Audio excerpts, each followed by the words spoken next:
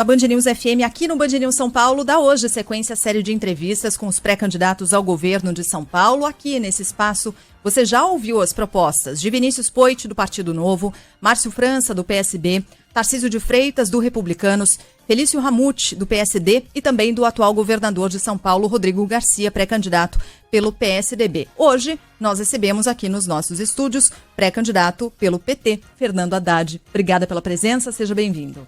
Obrigado, Sheila, obrigado, Ivan, obrigado, ouvintes. É uma satisfação muito grande poder esclarecer aos eleitores, né, todas as dúvidas, todas as inquietações e colocar um horizonte novo para a nossa gente aqui de São Paulo. Olha, são muitas as inquietações e aí a gente pediu, é claro, a ajuda do eleitor, do nosso ouvinte, que dissesse o que quer ver sendo abordado nessas entrevistas. Então, essa série de entrevistas, desde o início, é pautada pelos assuntos que os nossos ouvintes mais comentam por meio da nossa central de atendimento, Ricardo Boechat. A gente levantou quais foram os assuntos mais citados, 3 deles: segurança pública, saúde, educação. E o intuito dessa série de entrevistas é que a gente possa trazer propostas, que ela seja bastante propositiva, a gente apresenta os problemas, os temas e ouve dos candidatos as propostas que eles têm.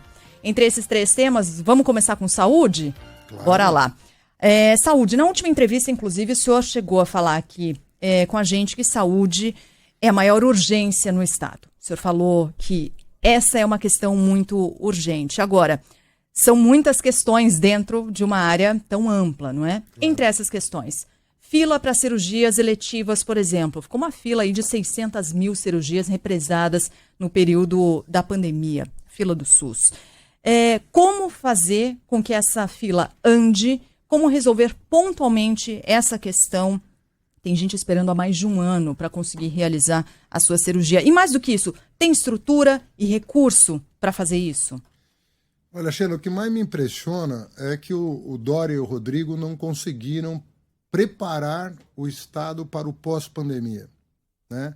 A pandemia durou 2 anos e nem o Dória nem o Rodrigo lançaram absolutamente nenhum programa emergencial para justamente esse período agora, em que todo mundo sabia que os procedimentos de consulta, cirurgia e exame ficariam represados em função da pandemia.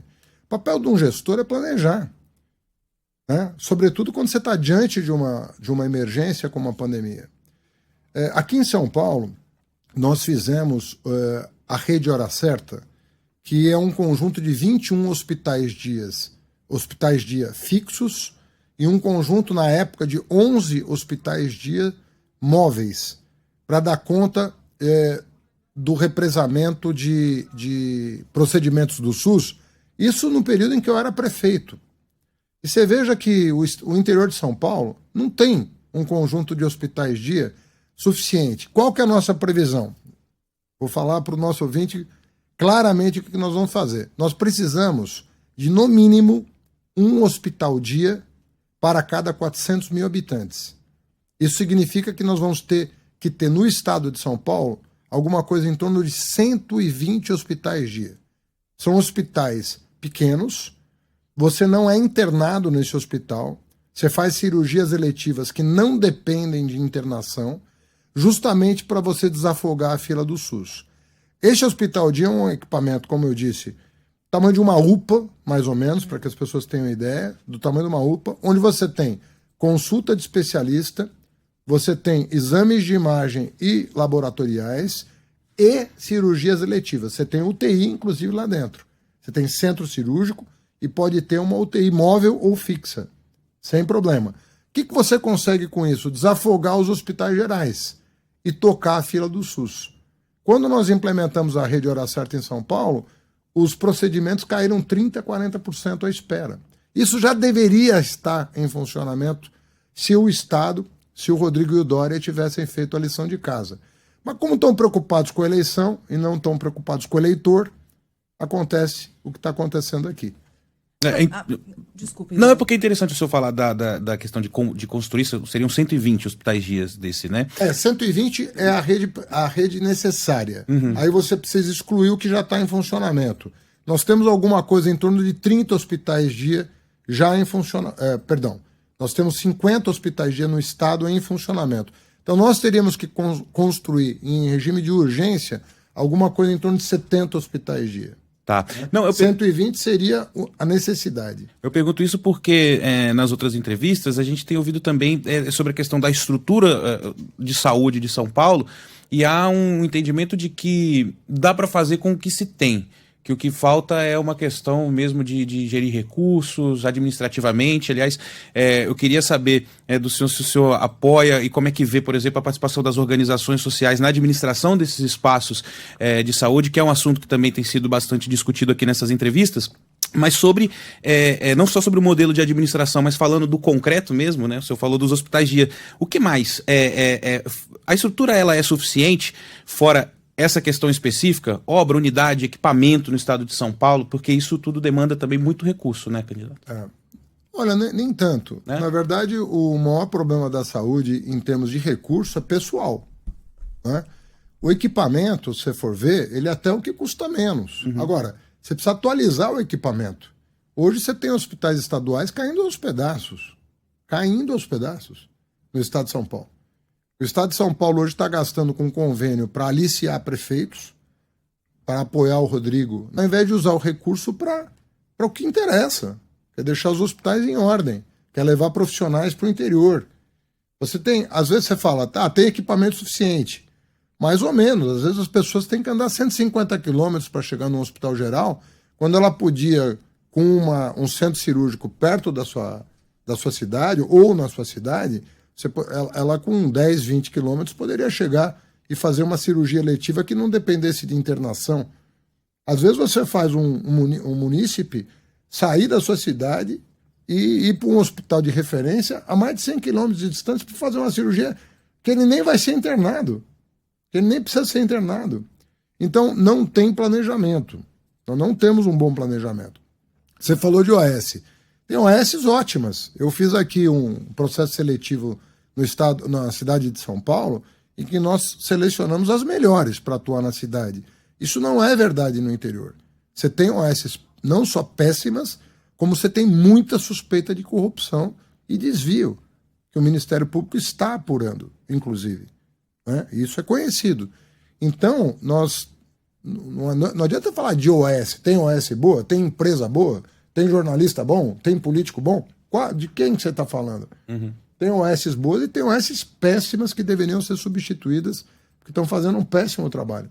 As santas casas, para falar de outro assunto, estão em petição de miséria. Nem o governo federal, nem o governo estadual estão socorrendo as santas casas no momento pós-pandemia em que elas precisavam estar tinindo para atender o cidadão. E elas não estão. Qual a saída o diretor das casas, hein? Olha, a Santa Casa, ela exige não só um compromisso do governo estadual, mas também do governo federal.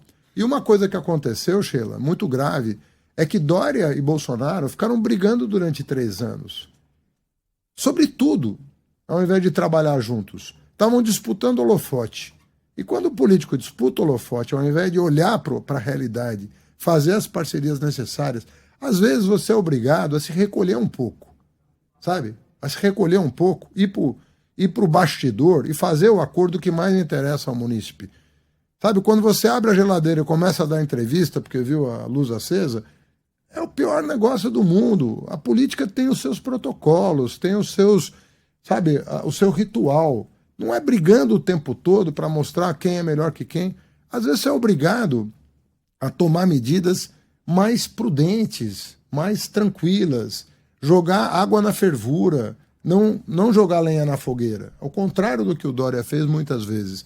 E o Bolsonaro é um irresponsável. Ele não tem absolutamente nada, diminuiu. Olha, a verba da educação e da saúde só diminui. No Brasil faz mais de 5 anos. Nós estamos no menor orçamento da educação dos últimos 10 anos. Como é que você vai dar conta do pós-pandemia com menos recursos para saúde, educação e segurança?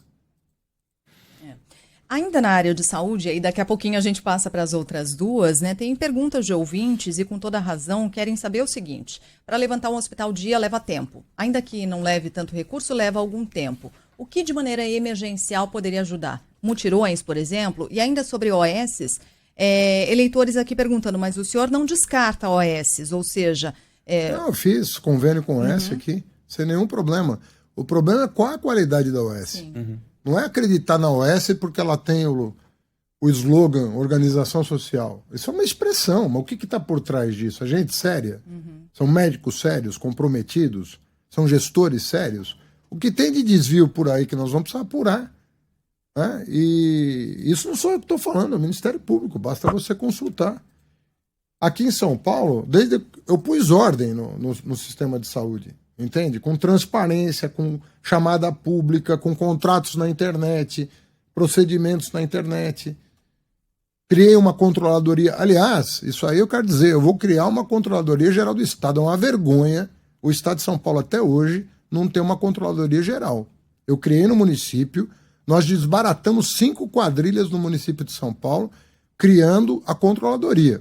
A máfia do ISS, a máfia da Feira da Madrugada, a máfia do túnel Roberto Marinho, a máfia do serviço funerário. Nós desbaratamos essas máfias com a criação da Controladoria Geral do município.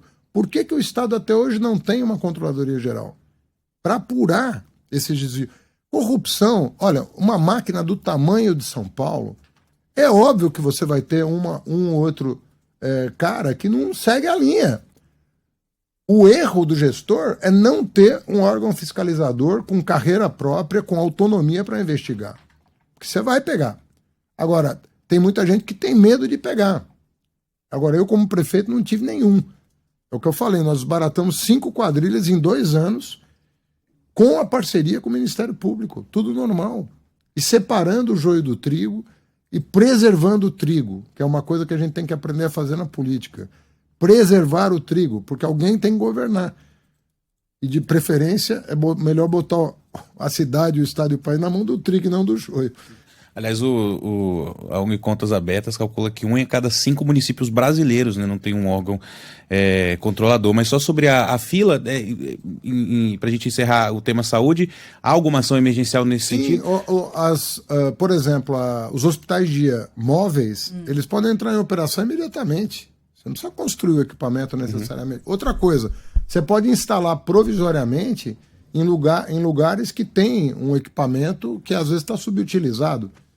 Eu tive em Presidente Prudente agora, recebi ofertas de locais que estariam prontos a assumir os procedimentos de um hospital dia se tivesse um convênio assinado com o Estado. Então, tem coisa que demora, mas tem coisa que não demora. A coisa mais simples a fazer é uma rede de hospitais dia no Estado. Porque aí você completa o SUS, o UBS, o posto de saúde, o hospital dia, a UPA e o hospital geral. Se você tiver uma rede bem estruturada com esses equipamentos, você deu conta. Agora, tem que ter carreira para profissional, você tem que levar enfermeira e médica para os lugares mais distantes. E falta um pouco de leito de hospital geral em algumas localidades. Eu ouvi muita reclamação na Alta Paulista, por exemplo, até um munícipe falou uma coisa que eu achei muito interessante. Ele falou, pô, Haddad, trouxeram 22 presídios para cá, não deu para trazer um hospital. É uma crítica consistente, né? Tinha dinheiro para construir presídio, que talvez seja necessário, mas e o leito hospitalar? Porque quando você leva 22 presídios para uma região, você está levando a família do preso, você está levando uma porção de coisa junto. E aí você não dá o suporte necessário para a região, acontece a reclamação. Bom, falou do presídio, a gente pode falar de segurança, mas eu estou fazendo uma transição, né, Sheila? O assunto Cracolândia tem, enfim, dominado as manchetes, principalmente pelas operações mais recentes. Eu acho que todas as cidades enfrentam em algum nível esse problema, mas da forma que a capital paulista, eu acho que a gente não encontra em nenhum outro lugar do Brasil. É um assunto que é tratado pela prefeitura, mas o governo está ali, né, com a Polícia Civil, com a Polícia Militar, geralmente investigando ou abordando usuários e, enfim, traficantes. São anos e anos de propostas, anos e anos a Cracolândia continua. O senhor, inclusive, quando foi prefeito, fez o Braços Abertos, né, um programa que foi elogiado aqui até por adversários do senhor nessa eleição, mas mais um daqueles programas que começa e para. Parou porque... Sim, mas nesse sentido... A eleição quis brincar de prefeito, né? Eu pergunto... O Dória quis brincar de prefeito. Eu vou acabar num dia, ele falou assim. Vou acabar num dia com a Cracolândia. O que ele é, o gênio da lâmpada? Acabar num dia com 2.000 pessoas fumando crack na rua? E há propostas também colocando tempo. Eu queria saber, do ponto de vista de um governo do Estado, dá para fazer mais do que basicamente ser o braço da segurança? Claro que dá. Olha, eu antes de lançar o Braços Abertos, como tudo que eu faço, eu ouço a ciência.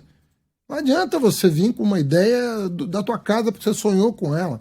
Tem gente que estuda isso há anos, décadas de pesquisa. Eu falei com os maiores pesquisadores do mundo, inclusive de Harvard, sobre como tratar dessa questão das cracolândias. E o que me disseram de um mais substantivo foi o seguinte: Haddad, você tem... O pessoal falava housing first, teto, trabalho. Se a pessoa conseguir trabalhar 1 hora por dia, contrata ela por 1 hora. Se ela conseguir trabalhar 2, contrata por 2. No ofício que for, jardinagem, limpeza pública, o que for, dá uma porta de saída para ela, ela vai usar. Terceiro, tratamento, vinculá-la a um CAPS, a um Centro de Apoio Psicossocial, Álcool e Drogas. 3 T's, trabalho, teto e tratamento. Fizemos isso. Manchete da Folha de São Paulo: 2 em cada 3 usuários de crack da Cracolândia diminuíram consumo com o programa do Haddad. Tá lá, é manchete da Folha, não fui eu que inventei. Criticava dia e noite elogiando o programa. Por quê? Porque o programa deu certo em Lisboa, deu certo em Amsterdã, deu certo em Vancouver. Por que não daria certo aqui? E deu. Aí chegou Dória, isso é bolsa crack, eu vou resolver isso tudo em um dia. Olha aí, piorou 4 vezes. Tinha 500 pessoas, eu reduzi para 120, 130 pessoas. Hoje tem 1.500 pessoas nas ruas de São Paulo fumando crack. E sabe qual é o censo da população em situação de rua? Nós podemos estar falando de 60 mil pessoas na região metropolitana de São Paulo, 40 mil delas na capital. E você acha que é jogando bomba de gás que você vai resolver o problema? Você vai piorar o problema. Essa é que é a questão. Então, esse negacionismo do qual acusam o Bolsonaro não começou com o Bolsonaro. Não começou com o Bolsonaro. Você começa a negar as evidências empíricas, científicas, dá nisso. Agora, para que a gente gasta dinheiro com ciência? Por que nós fazemos universidade, apoiamos com bolsa, mestrado, doutorado? É para aprender. Não é para querer inventar uma coisa que não tem pé nem cabeça. Agora, a polícia, ela tem que cuidar do grande traficante. Esse é o papel da polícia. E para isso ela precisa ter inteligência, ela precisa ter equipamento. Por que a gente não investe em equipamento? Tem equipamentos russos, israelenses, de todo tipo, de última geração. O bandido não vai ter dinheiro para comprar equipamentos desse porte. Só o Estado tem. O Estado é que tem o monopólio da violência contra o bandido. Agora, tem que investir. Pergunta para a Polícia Civil se ela tem disponível todos os equipamentos de última geração tecnológica para combater o crime. Você hoje não pode usar um celular na rua. Não pode. Se você for idoso, você vai ser vítima de crime cibernético. Vão pedir um Pix para você, como pedem para vários idosos que eu conheço, inclusive da minha família, que perderam aí 3 mil, 4 mil, 10 mil reais. Não tem ninguém investigando isso. É depositado na conta de uma pessoa. A fraude envolve uma conta bancária e nem assim você prende a quadrilha. Alguém sacou o dinheiro dessa conta. Tem um gerente nessa agência. Não se faz nada. Não tem receptador de celular? O cara rouba o celular e faz o que com o celular? Ele tem que vender o celular para alguém. Essas centrais de receptação de celular roubado, nenhuma desbaratada. Aí você fala para a Polícia Civil, eu me reúno com eles e eu pergunto, o que está acontecendo? Eu falo, Haddad, nós não temos nem gente. Nós estamos com 10 mil policiais civis a menos, o Dória e o Rodrigo não contratam, e nós não temos equipamento. Hoje é simples. São equipamentos de última geração para pegar esse tipo de crime. As pessoas nem fazem BO mais do que está acontecendo com elas. Nem fazem BO mais. Vão no banco, pedem ressarcimento, se não vão para a justiça, mas não contam mais com a polícia. A polícia que está preguiçosa? Não tem. E não adianta botar policial militar e não investir na inteligência da Polícia Civil para apoiar a militar. Que a militar fica sem o apoio da inteligência. E aí, faz o quê? Só flagrante de pequenos delitos. Aí enche as cadeias de gente e o criminoso tá solto. Eu queria entrar nesse aspecto que o senhor citou sobre o déficit na Polícia Militar. A Civil também tem, né? Na Polícia Militar... Civil é maior, proporcionalmente. Exatamente. São 15 mil, se não me engano, no caso da Civil. As associações falam em 15 mil. E 20 mil no caso da Polícia Militar. 20 mil? A Polícia Militar hoje tem 83 mil agentes, seria o menor contingente nos últimos 20 anos. Isso, sobretudo se você levar em consideração que a população aumentou, né?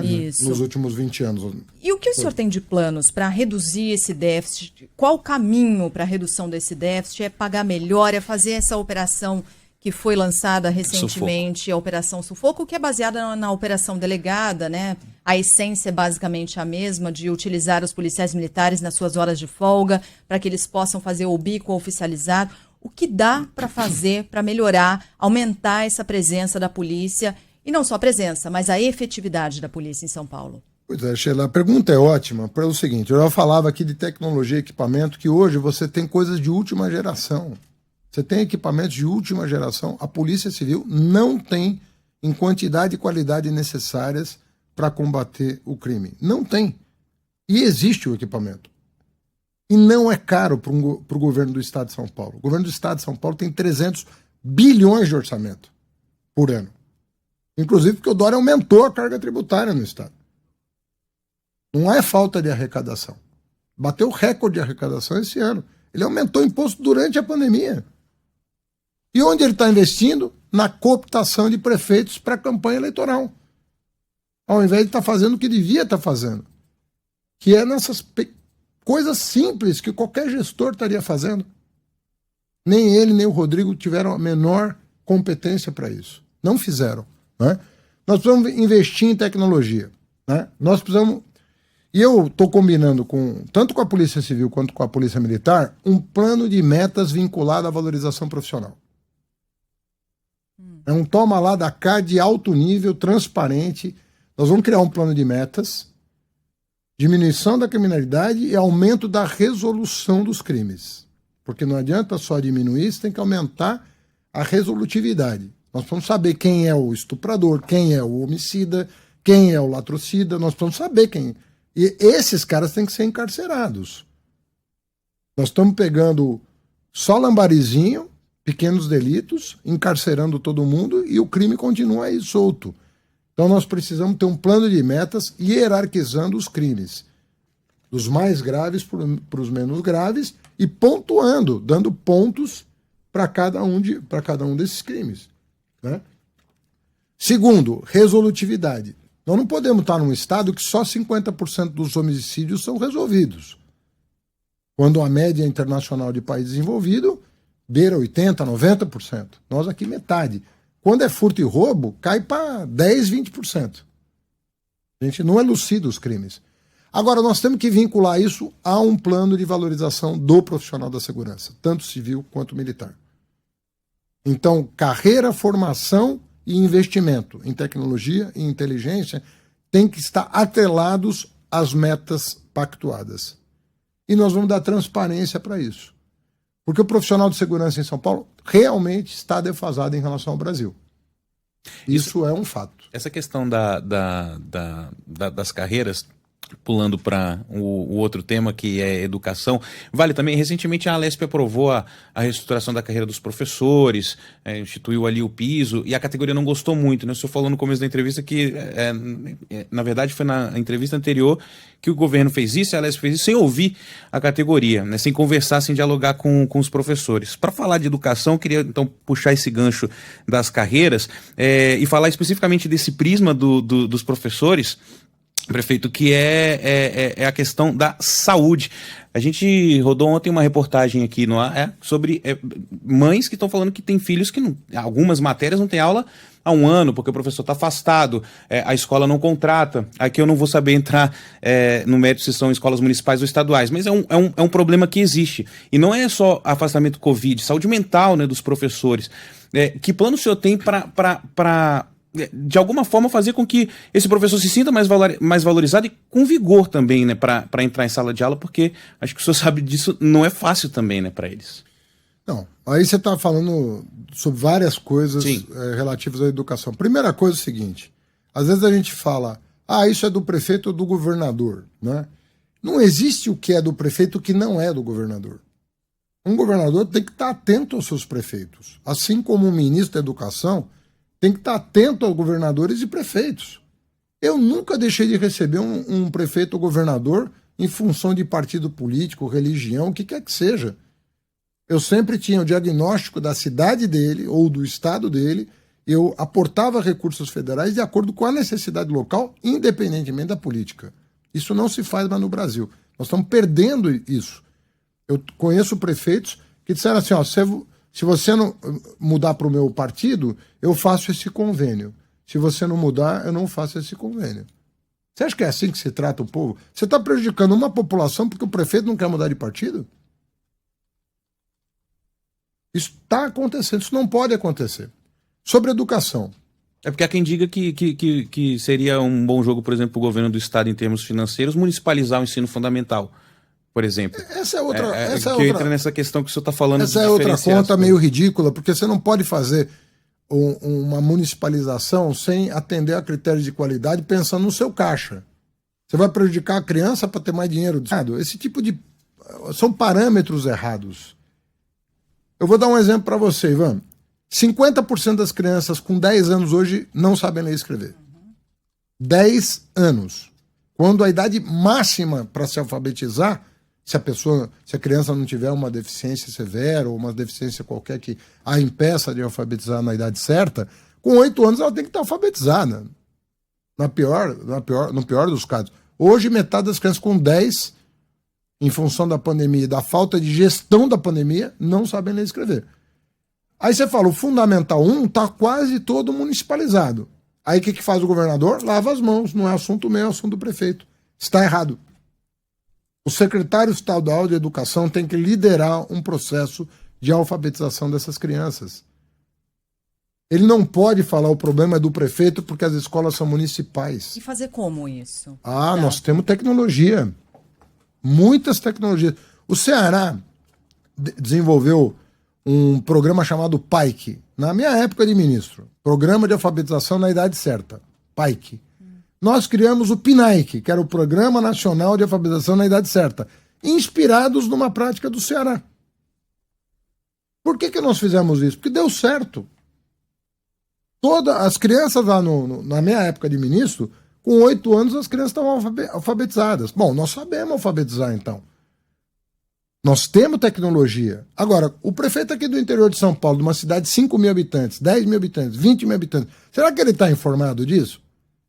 Sheila, certamente não. As pessoas não têm. Se elas não tiverem um apoio técnico, elas não vão ter acesso à informação. E isso vale para o prefeito. Vale para o secretário municipal de educação, que às vezes está chegando agora. Então nós vamos ter que reunir, juntar essas pessoas, prefeitos e secretários municipais de educação, e dizer o seguinte, quais são as políticas do Estado para corrigir esse problema advindo da pandemia. E nós vamos colocar a tecnologia educacional à disposição dos prefeitos. Porque nós não podemos ter responsabilidade só com aquilo que a Constituição nos impõe. Até porque a leitura equivocada da Constituição. Não é porque o ensino médio é estadual que o Ministério pode fechar os olhos. Não é porque o ensino fundamental 1 é municipalizado que o governo do Estado pode fechar os olhos. Então começa daí. A questão da carreira. Com tanto que nós estamos precisando de professor, nós vamos brigar com o professor? O Dória escolheu a pior hora do mundo para brigar com a categoria. A hora da pós-pandemia é a hora da gente chamá-los para conversar e falar, temos um problema, mas o problema é nosso. Não é problema de vocês, não é problema do governador, não é problema da família, é problema de todos nós. Então o governador, os prefeitos, os secretários, os professores e os pais e mestres vão se reunir porque é uma emergência. E nós vamos ter que repactuar a reconstrução do nosso sistema de ensino que foi destroçado, sobretudo Quanto mais tenra a idade, mais sério o problema, mas mais fácil a solução. Se houver atividade, se houver protagonismo. Agora, se você ficar no gabinete, preocupado com eleição, preocupado com conchavo, não vai resolver. Tem 2 dados que são devastadores, assim, de tudo que a gente vem acompanhando sobre o que aconteceu na educação. O primeiro deles diz respeito às crianças de 6, 7 anos de idade que não sabem ler e escrever, dados divulgados pela ONG Todos pela Educação. O número de crianças nessa faixa etária que não sabem ler nem escrever cresceu 66% durante a pandemia. E sobre isso a gente falou. Tem um outro que é sobre os estudantes do ensino médio. Aluno do ensino médio de São Paulo tem o pior desempenho da história, o estudante saindo com uma defasagem de 6 anos. Como recuperar? Qual o caminho para recuperar nesse caso aqui do ensino médio? O problema do ensino médio é mais grave porque muitos já saíram do ensino médio. Então é uma situação que grita, né? Porque como é que a gente vai recuperar esse jovem, né? Então nós vamos ter que ter um apoio maior à educação profissional para o menino que já tem o diploma de ensino médio, porque pela educação profissional a gente pode corrigir, né, algumas defasagens sobre disciplinas que são importantes para a vida dele, sobretudo matemática, línguas, né, português, e ter algum domínio, né, para se desenvolver e ter uma profissão. Eu tenho um sonho de educador. Quando eu criei o Instituto Federal, criei mais de um por estado. No estado de São Paulo tem um Instituto Federal com 37 unidades, 35 delas no interior, né? 34 delas no interior. Estamos com 50 mil alunos. É o melhor ensino médio do Brasil e um dos melhores do mundo. Esse menino que sai do Instituto Federal compete com o coreano, com o japonês, com o australiano, com o canadense, com quem for. Eu acho que nós temos que ter o Instituto Federal como uma espécie de modelo, sabe, para ir administrando as escolas estaduais. Nós temos também a experiência da Fundação Paula Souza em São Paulo, que é um grande patrimônio dos paulistas, e que nós temos que aproximar da escola pública regular, não profissionalizante, para verificar qual o tipo de parceria que nós podemos fomentar para aproximar o currículo, né, de uma perspectiva emancipatória. Porque, veja só, Sheila, você sabe que eu, quando ministro, eu fui o ministro que mais acesso, né, criou para o jovem de baixa renda chegar à universidade. Foi uma pequena revolução. O ProUni, quando nós lançamos, o FIES Sem Fiador, o SISU. Você perguntar para qualquer jovem se ele conhece o ProUni, o SISU e o FIES Sem Fiador, ele vai conhecer. Por quê? Porque abriu a porta, às vezes, para o primeiro estudante de baixa renda da família chegar lá. E nós saímos de 3 para 8 milhões de universitários no Brasil graças a esses programas. Aí você fala, então a coisa está resolvida? Não. Por quê? Porque mais da metade dos brasileiros não chega na universidade. E a pergunta que eu faço, o ensino médio, esse que está sendo ministrado, ele resolve alguma coisa para o jovem brasileiro? Minha resposta definitiva é não. Ele acaba cumprindo uma tabela. Ele sabe que ele precisa do diploma de ensino médio, senão ele não é absolutamente ninguém. Mas não garante a ele uma profissão. Não garante. Então nós temos que mudar o ensino médio, sobretudo para aqueles que não vão para a universidade por qualquer razão. Às vezes porque querem começar a trabalhar, constituíram família, ou não tem nota no Enem, por uma série de razões. A pessoa não chega. E no mundo inteiro é assim. Na Alemanha é assim, na França é assim. Tem um terço, às vezes metade dos jovens que não chegam à universidade. Esse ensino médio que nós temos hoje não resolve o problema dele. Bom, muitos assuntos ainda para serem tratados e nós vamos tratá-los até as eleições em outras oportunidades.